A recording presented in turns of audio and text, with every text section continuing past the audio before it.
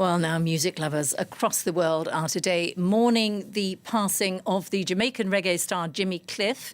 He was 81. France 24's music editor Marjorie Hash joins me in the studio for a glimpse of his life. Hi, Marjorie. Hi. So, his wife announced that he had suffered a seizure and pneumonia. Mm-hmm. What else can you tell us about? Well, it's so much to say about this artist who paved the way for many others from Jamaica, and with the likes of Bob Marley and Toots and the Maytals, made reggae a phenomenon across the world and really broke it. And that was something kind of incredible. He was a Grammy Award winner. He worked with countless artists ranging from Kool and the Gang to the Rolling Stones, Sting, Yannick Noah here in France, and even Tim Armstrong from the Californian punk band, because reggae and punk go well together. How about we take a listen to some of his biggest hits?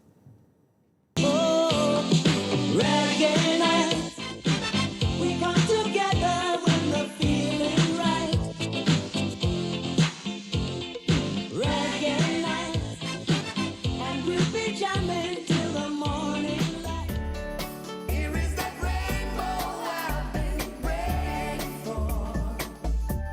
It's gonna be a bright, sunshiny day. Many rivers to cross, but just where to begin. I'm playing for time. Just a glimpse of some of his feel-good music for an artist whose career spans 6 decades. Now, his last album came out in 2022 and was called Refugee. And he's also one of the few reggae artists who was indicted to the Rock and Roll Hall of Fame, as well as someone who, when he was alive, received Jamaica's Order of Merit, which is one of the highest accolades an artist can receive. Now, not only was he a national treasure, he was also an incredible international star. And his music was very often used in soundtracks to films, including that really famous film, which I think propelled him into international. Yeah. And he even had little comebacks with the song I Can See Clearly Now, which we heard earlier. That was in that bobsleigh film from the 90s, Cool Running, so he was back at the top of the charts thanks to that. But yeah, initially it was in 1972 that he played the lead role in The Harder They Come, and he signed the soundtrack, which featured a number of hits like So If You Really Want It, The Harder They Come, and I Can See Clearly Now. And how about we take a little reminder of that progression from, countryside and Jamaica all the way across the world.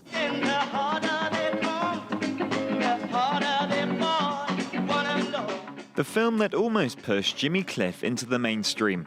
The Harder They Come tells the story of an aspiring musician looking for work in 70s Jamaica. I can sing to you, sir. I'd like the chance to make a record. Everybody want to make a record. You almost ready? But I have a boss song, sir. This one must sell. Despite his character's tragic spiral into crime and violence, the musician's struggle to get heard is not too far from Cliff's own tale. Born James Chambers in Jamaica, the ambitious young singer eventually found success on his native island after reaching the ears of producer Leslie Kong. But the path to worldwide fame was a tough one. Sit tight and listen keenly while I play for you a brand new musical biscuit. Even though The Harder They Come was finished by 1972, it took until 1975 to get general release in the US. Jimmy Cliff's soundtrack eventually helped to bring the positive vibes of reggae to American ears. But music remained the most important thing to him then. Music has always played an integral part in changing the world. Why? Because music is the universal language. So music does it better than religion or politics. Despite a string of albums in the 1970s and 80s and a solid fan base in Brazil, France and the UK, Jimmy Cliff's real success came with the work he did for films.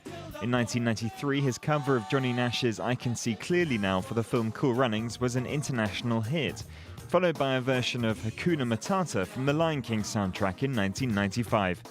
Positive vibes from this fantastic artist who has now departed this side of the world, as his wife put it in the press release of his passing. But like many artists and reggae artists, he could be very political, and people like Bob Dylan once described his 1970s track, Vietnam, as the best protest song he'd ever heard. So how about we check out Jimmy Cliff's Vietnam? Yesterday I got a letter from my friend fighting in Vietnam. And this is what he had to say. Tell all my friends that I'll be coming home soon. My time will be up sometime in June. Thanks very much, Marjorie. Time now for Focus on France. France in Focus.